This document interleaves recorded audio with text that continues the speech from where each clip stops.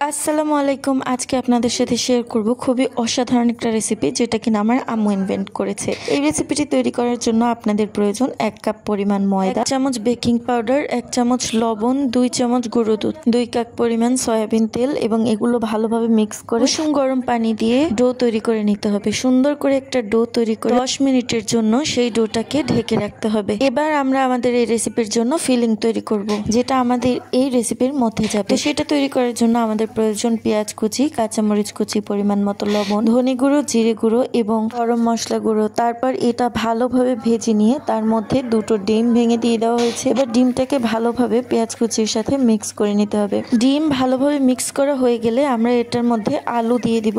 এই আলুটা আগে সেদ্ধ করে নেওয়া হয়েছে, তারপর এটাকে ভর্তার মতো করে এই ডিমের সাথে মিক্স করে দেওয়া হয়েছে। এবার হালকা একটু পানি দিয়ে এটা আমরা চুলায় কিছুক্ষণ রান্না করব, আর ততক্ষণে আমরা আমাদের ডোটাকে চেক করব, যেটা কিনা হাতে লেগে পড়বে না। এবার আমরা এই ডোটাকে ছোট ছোট আরো 3-4টে ডোতে পরিণত করব এবং এগুলো দিয়ে আমরা রুটি তৈরি করব, রুটির মতো করে তৈরি করব। তো আমরা রুটি বেলে নিচ্ছি। রুটি বেলে এবার এর থেকে কিন্তু আমরা আরো ছোট ছোট রুটি সংগ্রহ করছি, আর এগুলো দিয়ে পরে আমরা কি করব সেটা তোমরা সামনেই দেখতে পারবে। তো এভাবে ছোট ছোট করে অনেকগুলো রুটি বেলে নিয়ে পরে আটাগুলো আবার রুটির মতো বেলে সেটা আবার ছোট ছোট করে কেটে নেবে। তারপর এই ছোট রুটির মধ্যে আমরা কিন্তু ফিলিং দিয়ে দিচ্ছি, দিয়ে সুন্দর করে মুড়িয়ে নিচ্ছি, একদম মোমোজের মতো। তোমরা এটাকে মোমোজ বললে, আমরা কিন্তু নারিকেল কুলি পিঠা বলতাম, কিন্তু এটা যেহেতু আমার আম্মু ইনভেন্ট করেছে, এটা হচ্ছে ডিম কুলি পিঠা। সত্যি বলতে আমরা মোমোজ চেনার আগে কিন্তু নারিকেল কুলি পিঠা চিনতাম। শুধু মোমোজের মধ্যে চিকেন থাকে আর নারিকেল কুলি পিঠার মধ্যে নারিকেল দিয়ে মিষ্টি দিয়ে মজার একটা ফিলিং তৈরি করে থাকে। যাই হোক,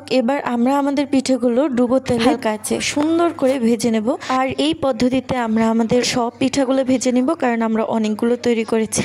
এবার এইগুলো ভাজা হয়ে গেলে টেস্ট করার পালা। আর দেখুন, দেখতেই কতটা সুন্দর এবং লোভনীয় লাগছে, মনে হচ্ছে চুলা থেকে উঠেই খেয়ে ফেলি। আর উঠানোর পর তো আর লোভই সামলাচ্ছিলাম, আমরা খাওয়া স্টার্ট করে দিয়েছি। আর এত মজার পিঠা যে কি বলবো আপনাদেরকে। আপনারা অবশ্যই ট্রাই করবেন এবং আমাদেরকে জানাতে ভুলবেন না। ভিডিওটি ভালো লাগলে অবশ্যই লাইক, কমেন্ট, শেয়ার করে পাশে থাকবেন।